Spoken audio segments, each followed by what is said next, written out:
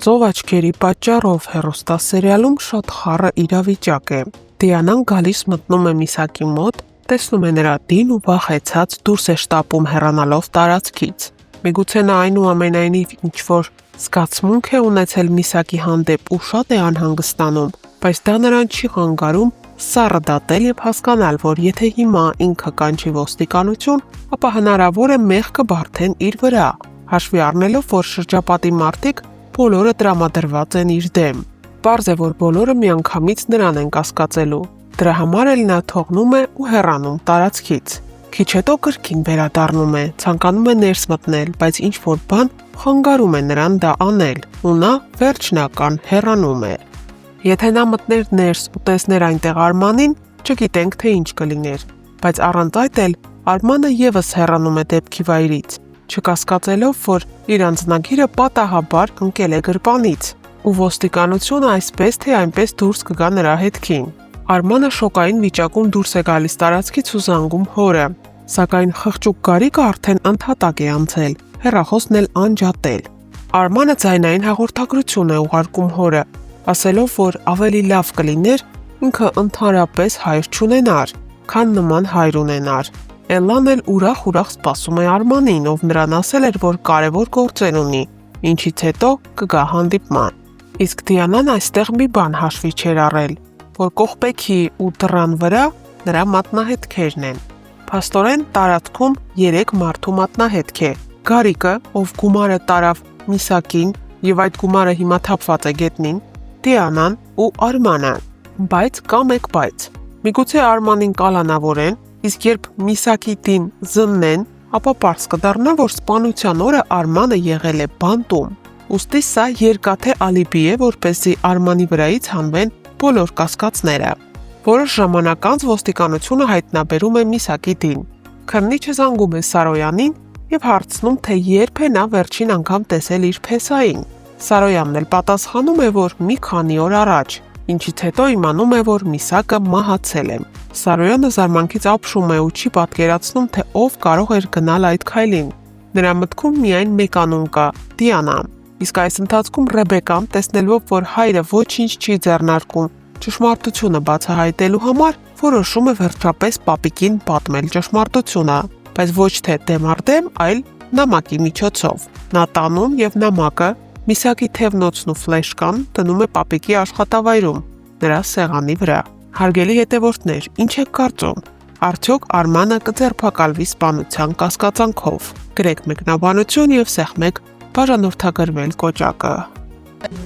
Իհարկե ես հասկանում եմ, որ տեքստերս չեմ սովորել, բայց կարծում եք սկոչով ձեռքերս կապելը տեքստեր չսովորելու համար նորմալ է։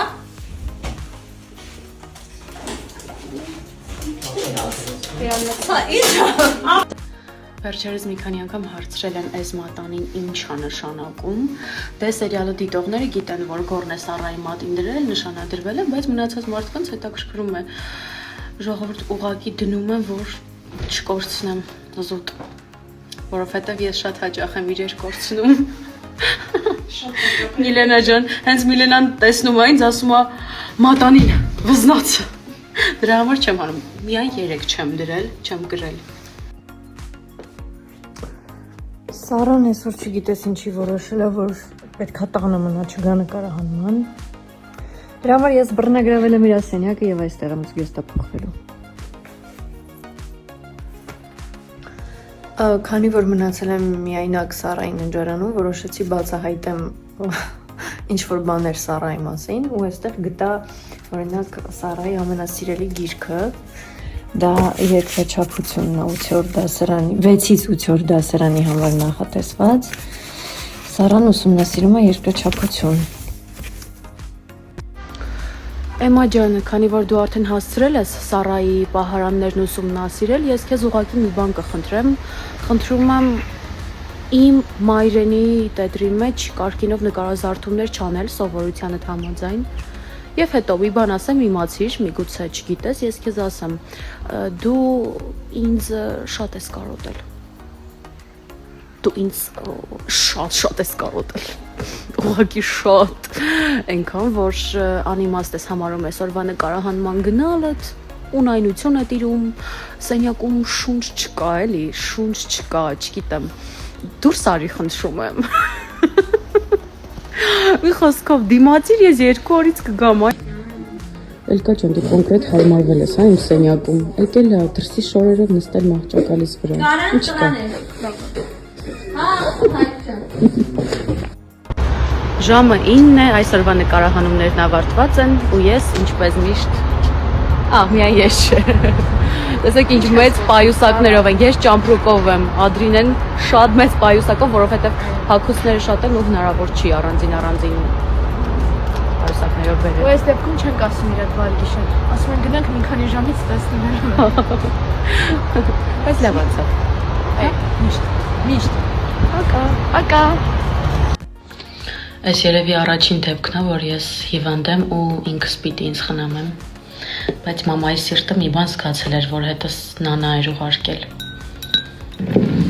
Այս երազրած ջրի մեջ մնացել է մոտ 15 րոպե։ Հիմա կլցնենք այս շատ փոքր բաժակի մեջ։ Խնդրում եմ չթափվես։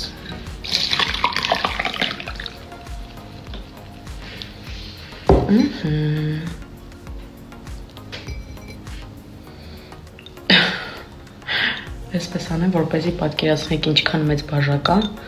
հետո որդուհուցս եմ նվեր ստացել։ Բայ։ Մենք այսօր եկել ենք շատ գեղեցիկ վայր նկարահանումների։ Նոնա։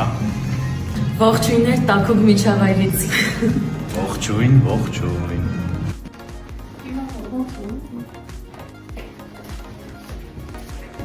Իհարկե, երկուսս ես ուզում եմ։